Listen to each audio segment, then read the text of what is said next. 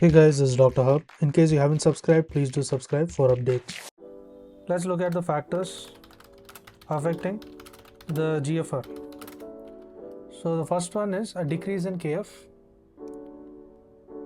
Decrease in the KF, that is in the coefficient, that is the filtration coefficient, and this ultimately leading to a decrease in the GFR. So what does this cause? So the physiological and pathological cause of this is nothing but the renal disease. Then comes the DM, that is the diabetes mellitus, as well as the hypertension. So all these causes. Next is where there is an increase in PB. So PB is the hydrostatic pressure of the Bowman's capsule.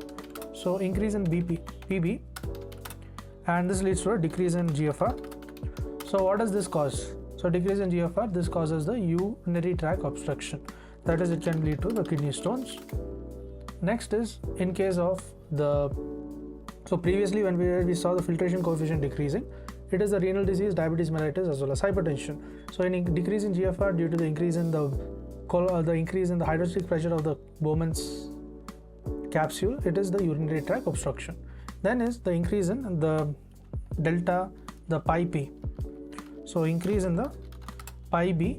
The pi b is nothing but the colloid osmotic pressure for the proteins in the Bowman's capsule. So it is a colloid osmotic pressure of the proteins in the Bowman's capsule. So this causes a decrease in the renal blood flow, increased. So decrease in renal blood flow is increased plasma proteins. So decreased renal blood flow. So decrease in the renal blood flow, increased plasma proteins. Next is we move on to the decrease in the PG. So decrease in PG. So what do you mean by decrease in PG? So decrease in PG is nothing but the glomerular hydrostatic pressure. So glomerular hydrostatic pressure. So glomerular hydrostatic pressure is decreased. So what does this cause?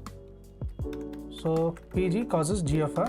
GFR is decrease in GFR. So this results in the increase in afferent arteriolar resistance. Increase in afferent arteriolar pressure.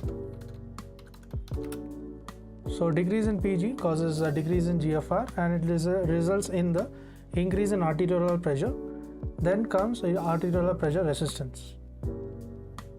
So then what does this lead? Another one is it can cause a decrease in the systemic arterial pressure and lead to decrease PG. So let's break it down. So here there is an increase in sympathetic activity, and so increase in afferent arterial resistance.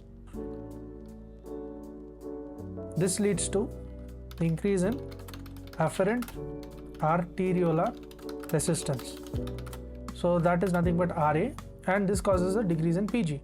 PG is the glomerular hydrostatic pressure. Decrease the glomerular hydrostatic pressure. So what does this cause? This causes an increase in the sympathetic activity, SA. Next is we move on to the systemic arterial pressure. So decrease in systemic arterial pressure. So systemic arterial pressure is nothing but AP, and this causes a decrease in the glomerular hydrostatic pressure. So decrease in glomerular hydrostatic pressure. So decrease glomerular hydrostatic pressure. This results in the the causes will be the arterial pressure. Next, moving on to the decreased afferent arteriolar resistance. So decreased afferent arteriolar resistance. So this results in the decrease in the glomerular hydrostatic pressure. HP decrease. So this causes a decrease in angiotensin 2. Decrease angiotensin 2. And drugs that block the angiotensin 2 formation. To learn and grow daily like this, please do subscribe.